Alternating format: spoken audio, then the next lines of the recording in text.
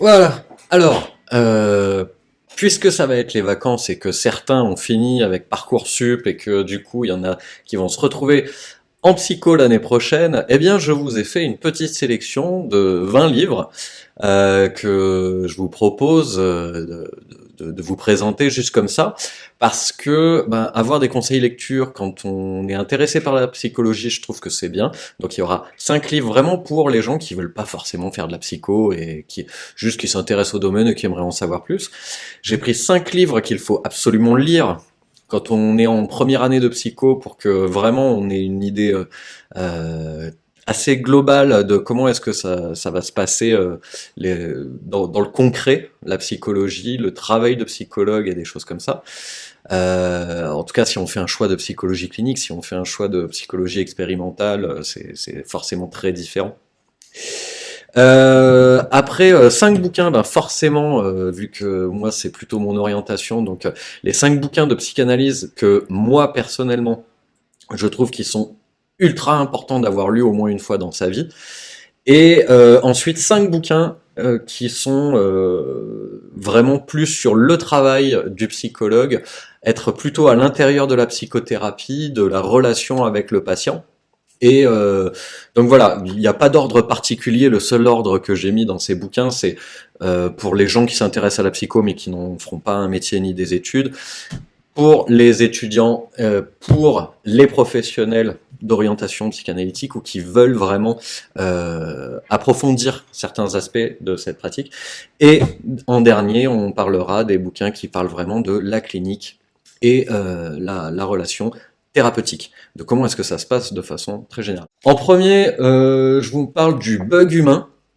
Le bug humain de Sébastien Boller, qui pour moi est super intéressant, même si vous ne faites pas de psycho, même si vous ne comptez pas vous spécialiser là-dedans, ça va vous parler de pourquoi est-ce que bah, justement, même si beaucoup ont de l'éco-anxiété, même s'il y a une urgence écologique, même si on sait qu'on va droit dans le mur dans certains domaines, bah, qu'est-ce qui fait que notre cerveau continue à foncer droit dans le mur, continue à faire des choses que, en toute logique, on se dirait mais non, faut pas le faire, j'ai pas à faire ça et tout.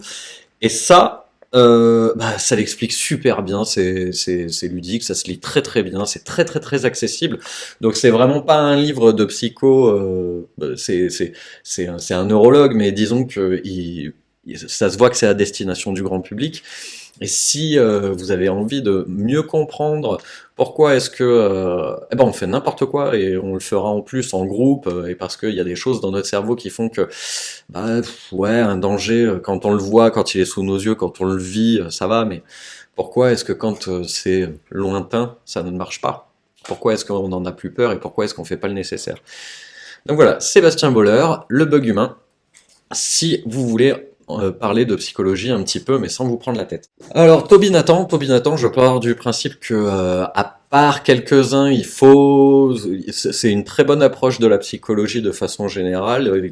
J'aime beaucoup ce gars-là, il est très intéressant. Ça, c'est un bouquin, Les secrets de vos rêves, qui est vraiment très très très ludique. Il y a beaucoup enfin, il y a des jolies illustrations et tout, c'est très bien. Alors moi, ce qui m'a fait marrer dans ce livre, c'est qu'il dit qu'il n'est pas du tout d'accord avec l'interprétation des rêves de Freud, mais enfin, il y a, je dirais, 60% du temps où c'est des analyses freudiennes. En tout cas, voilà quoi. Moi, j'étais très étonné qu'il tienne ce discours et en même temps, quand il analyse les rêves, on voit bien que c'est très très freudien quoi.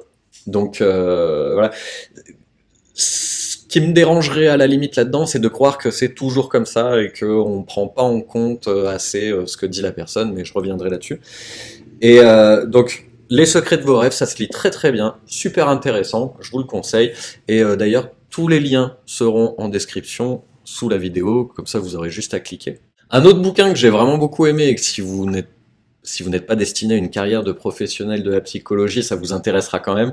Oliver Sacks, je vous conseille d'ailleurs Musicophilia aussi d'Oliver Sacks. L'homme qui prenait sa femme pour un chapeau, alors c'est sympa à lire, c'est plein de petites choses, c'est pas un roman ou une seule histoire ou quoi. C'est plein de petites histoires, de cas différents, de personnes en fait qui ont des pathologies très très différentes avec vraiment et surtout c'est assez saugrenu. Donc ça va beaucoup sur des troubles neuro d'ailleurs, et vous allez voir que l'être humain est capable de réagir de façon, enfin de réagir, de créer une symptomatologie et une psychopathologie qui est, enfin c'est incroyable. On aurait, enfin quelqu'un ne pourrait pas inventer ça. Donc voilà, c'est toujours pareil. La clinique est quelque chose qui nous montrera toujours bien plus que la plupart des études qui cherchent à dégager du groupal, du normatif, du généraliste. Eh bien, la clinique nous montre des cas concrets, extraordinaires, et c'est ça qui me passionne le plus. Rien à voir, mais un témoignage de Daniel Tammet, Je suis né un jour bleu, qui est pour moi un livre qui est absolument extraordinaire parce que ça permet de voir à quel point ce que vivent les autres est très différent. Alors Daniel Tammet, il a atteint d'un syndrome d'Asperger, il a fait des crises d'épilepsie quand il avait 4 ans, je crois, et à partir de ce moment-là, il y a eu un vrai changement avec un diagnostic qui s'est posé après coup. Mais c'est pas tant la question de l'autisme qui m'intéresse là-dedans, parce que ben, chaque autisme est différent, et en plus, Daniel Tammet, il est plutôt du côté Asperger, voire plus génie, plus. Mais si vous voulez voir comment est-ce que parfois dans la vie on pense que tout le monde peut penser, réagir tel que nous, avoir les mêmes grilles d'analyse, ben ça va clairement vous faire voir que pas du tout. Que ce soit sur le plan cognitif, sur le plan émotionnel, sur le plan de la créativité ou quoi que ce soit, eh bien il y a des personnes qui sont très très différentes de nous. Et donc c'est pour ça que je vous le conseille. Je suis né un jour bleu de Daniel Tammet. En fait, je vous prouve. Tous les livres de Daniel Tammet sont trop bien. À part peut-être l'Infinité dans une seconde qui est un peu moins cool, mais sinon voilà. Et au rythme d'en surprendre certains, les hommes viennent de Mars et les femmes viennent de Vénus de John Gray parce que bah, c'est une excellente vulgarisation des différences hommes-femmes, des incompréhensions, des différences structurales qu'il y a entre les uns et les autres, et de comment est-ce que en fait dans un couple il faut faire attention à un certain nombre de choses si on ne veut pas courir obligatoirement vers bah, des incompréhensions, des tensions, des conflits, des choses que prendre la spécificité de l'autre en compte, ne pas plaquer son fonctionnement sur l'autre, eh bien en fait, ça aide à limiter les bourdes et les conflits et garder des liens de bonne qualité. Et moi, je trouvais que franchement, la métaphore avec les Martiens, les Vénusiennes et tout, je trouve que c'est vraiment très très bien amené. Et j'avais pris beaucoup de plaisir à lire ça, et ça m'aide encore aujourd'hui, je pense, quand les personnes me parlent de leurs difficultés de couple. Je fais pas de thérapie de couple, mais les gens parlent toujours de leurs difficultés dans le couple ou quoi que ce soit. Donc ça aussi, si vous avez un peu d'eau dans le gaz en ce moment dans votre couple ou quoi que ce soit, n'hésitez pas à le lire, et surtout vous les gars, parce qu'il faut se mettre à la place de l'autre et pas croire qu'on fonctionne tous pareil. Vous verrez, c'est très très bien. Donc là, on passe à un autre chapitre, comme je le disais. Plutôt, là, si vous êtes étudiant, si vous vous destinez à devenir psychologue, si vous commencez vos études ou quoi que ce soit, et même si vous êtes en L2, L3, si vous êtes en M1, M2 et que vous avez jamais lu ça, faut pas déconner. Mais alors, je commence par l'interprétation du rêve de Freud. C'est, je pense, le livre de psycho que j'ai le plus lu, relu et re-relu. Parce que, en fait, contrairement à ce que certains disent, il dit pas en fait ben ça c'est comme ci, ça c'est comme ça et tout. Non, il explique comment est-ce que quand on regarde comment les rêves fonctionnent, qu'est-ce que ça nous permet de comprendre de l'inconscient de l'être humain. Parce que oui, quand on rêve, on n'est pas conscient, donc c'est une production inconsciente. Donc si on analyse spécifiquement, concrètement, minutieusement ce qu'on voit dans les rêves, comme par exemple le déplacement, le chimérisme, je sais pas moi, les refoulements, le fait que ça n'ait pas de sens, le fait que si, enfin, il y a 7 points clés qu'il faut connaître dans l'interprétation des rêves, et vu qu'il analyse le fonctionnement du rêve en tant que production inconsciente, il se dit que alors à ce compte-là, ça va nous donner des clés de compréhension de l'inconscient de façon plus générale. C'est ça le but véritable de l'interprétation des rêves. C'est pas de savoir interpréter un rêve à la Toby Nathan, justement, ou à la je ne sais qui sur Psychologie Magazine. C'est plus comment est-ce que, en interprétant la mécanique des rêves, qui nous est donnée de voir toutes et tous, comment est-ce que ça nous renseigne sur ce que doit être le fonctionnement inconscient de façon plus globale. Et c'est en ça que c'est hyper important, c'est-à-dire que si vous considérez que nous ne sommes pas que des comportements et des pensées, mais qu'on a aussi une vie émotionnelle, des souvenirs émotionnels, des refoulements et des choses qui se passent en nous qu'on ne maîtrise pas forcément, lisez, relisez, re-relisez encore plus ce livre parce que vraiment, ça montre aussi quelle est la méthode à suivre pour avoir une analyse qui tienne la route de phénomènes qui pourraient être incompréhensibles en temps normal. La plupart du temps, les gens ils disent mes rêves ils veulent rien dire. Bah si on les regarde avec minutie, si on essaie de comprendre, si on les compare à d'autres, si on les compare avec notre histoire, si on les compare avec nos émotions, quelle émotion est-ce qu'on a quand on se réveille ou quoi, bah, en fait on a du bon matériel. Je parlais d'émotions, ça m'amène à un autre énorme pavé, mais qu'il faut vraiment vraiment lire aussi, l'intelligence émotionnelle. Daniel Goleman, il est hyper long, mais c'est hyper facile à lire, c'est très très bien écrit. Ça parle d'un nombre incalculable d'études et de recherches scientifiques sur la neurologie, la psychologie expérimentale, sociale, clinique, l'imagerie cérébrale, tout ce que vous voulez. Il y a beaucoup de sources scientifiques qui sont citées là-dedans et qui sont toujours mises en parallèle avec des cas concrets. Donc, tout ce que vous pourrez entendre dire durant vos années d'études de psychologie, eh bien, l'intelligence émotionnelle, ça va un peu vous le mettre en face à des cas concrets. Et puis, de toute façon, c'est juste génial.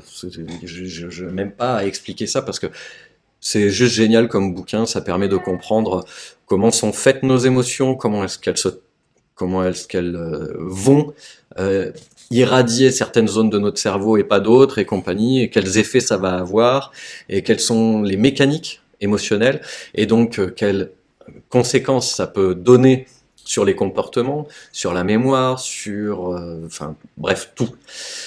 Un autre gros pavé c'est le manuel de psychologie et psychopathologie clinique générale de Roussillon, sous la direction de Roussillon, il y en a plein d'autres. Alors oui, c'est très psychodynamique, mais justement, ça vous permettra de voir que le DSM est loin de comprendre ce qui se passe. D'ailleurs, récemment, j'avais fait une vidéo où je parlais du trouble de la personnalité antisociale, et je vous mettais en source un article qui explique comment est-ce que justement le trouble de la personnalité antisociale, tel qu'il est mis dans le DSM, c'est complètement stupide, parce que ça représente quelque chose qui est hors la loi, mais qui est pas psychopathologique. Donc ça c'est un exemple parmi tant d'autres, mais si vous voulez véritablement comprendre la psychopathologie et non pas juste des signes qu'on va cocher comme ça bêtement, comme quand on fait son loto ou j'en sais rien, eh bien lisez ça parce que vous allez comprendre comment sont liées les psychopathologies entre elles, comment est-ce elles s'inscrivent dans une structure particulière et pourquoi est-ce qu'elles ont du sens les unes avec les autres, pourquoi est-ce que certaines pathologies s'emboîtent très bien avec d'autres pathologies dans les relations. Ça, il n'y a que en psychodynamique, selon moi, et en systémique aussi quand même, où on va aller chercher de ce côté-là. Donc, c'est un DSM, mais pour les cliniciens, c'est un DSM pour les gens qui savent connecter 2-3 neurones, et c'est un DSM qui n'est pas pour les moldus, en fait, c'est vraiment pour les gens qui font des études de psychologie et qui ont besoin de mettre du sens dans ce qu'ils font, et avec des vraies personnes et non pas des gens pour qui on va cocher. L'autre livre, et ça, ouais, putain, zut, c'est vraiment le livre que j'ai préféré, je pense, lire dans toutes mes années de fac. Je l'ai lu très tardivement parce que c'est quand j'étais en M2 à Nice qu'ils m'ont dit « Ah, mais il faut que tu lises Le Psychologue surpris » de Theodor Reich. Et Theodor Reich, tout ce qu'il dit, c'est sublime. Très très bon clinicien. Et je vous conseille vraiment de lire ça, Le Psychologue surpris. C'est un bijou de comment est-ce que le travail du clinicien est utilisé et quelles sont les spécificités qu'on peut avoir dans notre pratique, euh, dans nos moments d'écoute, dans nos moments de flottement, dans nos moments d'attention, dans les moments où hop, bah justement on est surpris, les moments où on reconnecte avec quelque chose, et c'est pas des moments anodins, ce sont des moments clés dans la thérapie et il faut s'en saisir, et lui il explique tout ça pourquoi. Je pense que si on se destine à être un psychologue clinicien et à rentrer en relation avec des patients, c'est un livre qu'il faut absolument avoir lu. Et enfin, si vous faites des études de psycho, je vous conseille vraiment, vraiment de lire le petit traité de manipulation à l'usage des honnêtes gens de Joulet-Beauvois. Oui, Joulet-Beauvois. Parce que, eh bien, ça va vous montrer comment est-ce que tout ce qu'on sait par rapport à l'homme, ou enfin l'homme avec un grand H, à l'être humain, dans sa psychologie individuelle, eh ben, n'oubliez pas, en lisant ça, que dès qu'il est en groupe, l'être humain, eh bien, c'est une toute autre histoire. C'est beaucoup, euh, beaucoup de connaissances qui sont contre-intuitives. La psychologie sociale, c'est souvent des résultats qui nous amènent à se dire, ah bah, punaise, c'est vraiment pas ça que j'aurais pensé au départ. Et en ce sens-là, c'est vachement intéressant parce que ça va beaucoup vous questionner sur les êtres humains, leur fonctionnement en groupe, et aussi ça va vous faire redescendre un petit peu dès que vous aurez l'impression de bien connaître les gens, de bien connaître la psychologie. Vous vous rappellerez que en fait non, pas trop, parce que l'être humain est toujours surprenant et on peut pas tout anticiper de ce qu'il va devenir et de ce qu'il va faire. On passe au bouquin de psychanalyse que je vous conseille très fortement. Alors, psychopathologie de la vie quotidienne. Celui-là, je le trouve vraiment génial et je vous le conseille si vous êtes déjà diplômé ou si vous êtes déjà avancé en Master 1, Master 2 ou quoi que ce soit. Parce que, quand il dit psychopathologie de la vie quotidienne, moi ce que j'aime bien, c'est que ça montre comment est-ce qu'on peut faire de la psychologie et de la psychanalyse, en tout cas, analyser, faire de la clinique avec tout et n'importe quoi.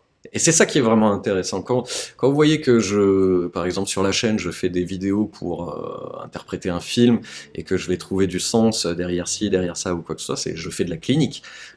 Pour moi, chaque manifestation est interprétable. Du moment qu'on les met ensemble et que les choses vont dans le même sens, on peut en interpréter quelque chose. Une manifestation ne veut rien dire, n'est pas interprétable en soi, mais une constellation, un bouquet de signes qui vont dans le même sens, à ce moment-là, on peut... et Psychopathologie de la vie quotidienne, à mon sens, c'est un bouquin qui montre vraiment comment on peut faire de la clinique avec tout et n'importe quoi, c'est trop bien. Là, on tape déjà un peu plus dans le dur. La nouvelle économie psychique, la façon de penser et de jouer aujourd'hui de Charles Melman, moi je l'ai trouvé vraiment bien parce que c'est ancré dans notre culture actuelle. On n'est pas sur des ouvrages du XXe siècle ou quoi, ça c'est vraiment de l'être humain d'aujourd'hui, avec l'outil informatique, avec le capitalisme, avec l'espèce de mouvance perverse qu'il y a aujourd'hui dans nos sociétés occidentales. Eh bien, qu'est-ce que ça dit des nouvelles structures psychiques? Et donc du coup, il y a une façon assez intéressante de voir que c'est différent d'avant. On n'est plus seulement dans névrose, psychose et perversion. Il y a d'autres choses à voir aujourd'hui. Et il y a des enjeux qui sont très importants, et notamment quand on doit être en thérapie avec ces personnes-là, autant on travaille pas pareil avec un névrosé qu'avec un psychotique. Et ben là, avec ce qu'il appelle la nouvelle économie psychique, il y a aussi d'autres choses à amener, à voir et à faire attention. Un grand classique, j'aurais pu le mettre dans les premiers, c'est La mère suffisamment bonne de Winnicott. Fondamental, fondamental, parce que ça va parler aussi bien de l'enfant que de la mère, de son développement, de la famille, de pourquoi est-ce que elle ne doit pas être parfaite. Et enfin, j'ai pas 36 000 trucs à dire dessus. Le concept en lui-même, après, il se décline dans tout. On peut être un professionnel suffisamment bon, un frère suffisamment bon, ce que vous voulez suffisamment bon, parce que c'est un concept essentiel aussi bien dans les liens familiaux, mais moi je trouve dans tout le reste aussi. Un autre de Charles Melman, L'homme sans gravité. Là, je vais aller rapidement parce que c'est un très très très bon bouquin. Je sais que Olivier Duris, par exemple, n'aime pas Charles Melman, mais moi j'aime bien. Et notamment, l'homme sans gravité, c'est l'homme sans gravité, c'est-à-dire sans ce truc qui vient le faire ancrage. C'est pas sans gravité, genre pas grave. Non, c'est l'homme sans ancrage, c'est-à-dire sans quelque chose qui le tient. Et je vous en dis pas plus. Lisez ce livre parce que c'est en continuité. Je sais pas lequel des deux il a écrit en premier. Je crois que c'est celui-là qu'il a écrit en premier et la nouvelle économie psychique après, parce que ça se tient, ça a à voir les deux ensemble. C'est comment est-ce que, ben justement, quand on n'a pas un ancrage sérieux, ben, qu'est-ce qu'il devient l'homme en fait. De Freud à Lacan, de Jean-Claude Razavé. Et celui-là, c'est vraiment le livre que j'ai le plus poncé durant mon Master 2 pour arriver à rattraper mon retard que j'avais en psychanalyse et en psychodynamique. Et c'est ce que j'aime bien là-dedans, c'est que vraiment ça reprend tout Freud de façon simple, précise, synthétique. Regardez, il est pas si épais. Et ça fait le lien avec ce que amène Lacan. Et je crois que c'est tout aussi simple, précis et synthétique. Donc ça et celui d'après là, Introduction à la lecture de Lacan, pareil. Bon, il est un peu gros, mais c'est au moins c'est compréhensible. Si on veut acquérir ces trucs-là, moi je le dis franchement, hein, j'en ai plein des bouquins de Lacan. Autant Freud, j'aime beaucoup, et je trouve que c'est compréhensible dans le texte. Autant Lacan, il a des concepts brillants, d'accord, mais je trouve que c'est moins pratico-pratique et surtout enfin je comprends pas ce qu'il écrit. Donc en fait des gens qui traduisent et qui synthétisent et qui disent les choses de Lacan d'une façon intelligible, eh bien courez, c'est du bon, c'est de la bonne. Et voilà, l'inconscient structuré comme un langage et la structure du sujet, c'est des fondamentaux qu'il faut maîtriser, je pense. Et je ne dirais même pas que je le maîtrise moi-même, je tends à le maîtriser, mais voilà, j'aurais pas cette prétention. Et maintenant, je vais vous parler des 5 derniers livres, les 5 livres qui, pour moi, si vous êtes clinicien ou si vous voulez savoir, même pas si vous êtes clinicien, mais à ce compte-là, euh, ouais, ouais. C'est juste que ça va vous permettre de savoir qu'est-ce qui se passe concrètement dans une séance. Et alors, celui-là notamment, le métier de psychanalyste, là, ça vous parle vraiment de ce qu'il y a pour le psychanalyste, qu'est-ce qu'il vit, et qu'est-ce qu'il y a dans une séance. Donc ça, c'est plus particulier, mais voilà, comme ça, il est en premier, c'est très bien. Moi, j'ai aimé, mais après, je comprends que d'autres n'aiment pas. Mais au moins, ça vous permettra de mieux voir ce qu'il y a à l'intérieur d'une séance. Le dur métier de psychologue. Alors, c'est désolé pour Monsieur Laurin, c'est pas un livre ouf que moi j'ai vraiment aimé, adoré ou quoi que ce soit. J'ai trouvé ça presque assez souvent plaintif, mais c'est vrai qu'il parle des difficultés et de comment est-ce que c'est difficile en fait d'être pris dans la relation et de vouloir, lui pour le coup, il a un réel désir de vouloir être partie prenante de la relation thérapeutique, de l'alliance thérapeutique et du travail avec les patients. Et voilà, moi, ce que j'ai bien aimé dans ce livre, c'est qu'on voit un psychologue qui est impliqué et qui est pas le stéréotype qu'on pourrait voir du psy souvent dans les films, le gars qui est un peu loin et qui n'est pas pris dedans, ou alors le gars dans son labo de recherche et qui derrière va dire au clinicien mais non, votre travail c'est pas comme ça. Bah si, déjà essaye de rentrer en contact avec des vraies personnes en souffrance et après tu viendras me dire si ce que tu penses ça tient encore la route. Mais voilà, un livre pas facile parce que bah, on voit que c'est souvent la galère, mais en tout cas un livre sincère et un livre qui parle bien de ce que c'est que la clinique, aussi bien institutionnelle que libérale. On change complètement de registre, Histoire salée en psychanalyse. Alors ça aussi c'est super gentil, alors ça c'est type livre de plage, mais ce que j'aime bien c'est que là au moins ça parle de sexualité. Et ça parle de ce que la plupart du temps, les gens disent oh, mais non, les gens ils parlent pas de ça en séance avec leur psychologue. Ben si, si, si. Et donc du coup, ben, vous allez voir qu'est-ce que c'est qu'un psychologue enfin un psychanalyste en l'occurrence, qui reçoit des discours très sexualisés, très libidineux, très ancrés dans le désir sexuel, et comment est-ce que lui va travailler avec ça. C'est très humoristique, c'est très léger. C'est pas un livre théorique et universitaire, loin de là, mais ça vous permettra de voir quelles sont les choses sexuelles qui se racontent parfois en séance. Là, ça va en surprendre certains. Didier Pleu, La Révolution du divan. Et alors, j'aime beaucoup ce livre parce que ça parle de psychothérapie existentielle. Alors, il adore casser du sucre sur la psychanalyse. Il adore casser du sucre sur Freud. Euh, des fois, j'ai envie de lui dire, mais enfin, propose-nous des arguments de ton truc à toi, c'est très bien. T'es pas obligé de tout le temps taper sur les copains pour que ton truc à toi paraisse mieux. Mais là aussi, on a affaire à un psychologue qui veut vraiment prendre les choses à bras le corps, pas être à l'écart de la relation thérapeutique. On sent bien qu'il est impliqué lui aussi, et avec des outils très humanistes selon moi, et qui se rapprochent pas mal de ce que je peux faire quand même en psychothérapie avec mes patients. Et c'est pour ça que c'est un bouquin que j'ai quand même beaucoup aimé, même si c'est un grand détracteur de la psychanalyse. Et qui vraiment il crache sur le divan hein, en fait, sur le divan et les psychanalystes. Mais malgré tout, ça reste un bon livre d'un clinicien qui parle de sa clinique et qui explique en quoi est-ce que on a les mains dans le cambouis et c'est ce qu'il faut faire. Et je suis tout à fait d'accord avec ça. Et enfin, petite promo, un, un petit, comment on appelle ça, auteur qui parle de sa pratique. Donc c'est un livre qui est honnête et comment dire ça autrement, qui va vraiment parler de comment est-ce que ça se passe dans une séance, comment est-ce que le discours de la personne est à entendre et comment est-ce que une petite phrase qui paraît anodine va avoir comme sens quelque chose de beaucoup plus profond, que ce soit inconscient ou non. Et comment est-ce que, eh bien, parfois, ça déclenche un travail qui amène jusqu'à une amélioration de la position du sujet ou une guérison, si vous voulez, pour certains. Et comment parfois ça foire. Comment est-ce que parfois, avec un peu de recul, le travail qui a été entamé n'était pas forcément le bon, et comment est-ce que, avec le recul, on aurait pu travailler comme ci ou comme ça, et peut-être que ça aurait eu d'autres conséquences. Voilà. Tous les liens de ces livres sont en description sous la vidéo.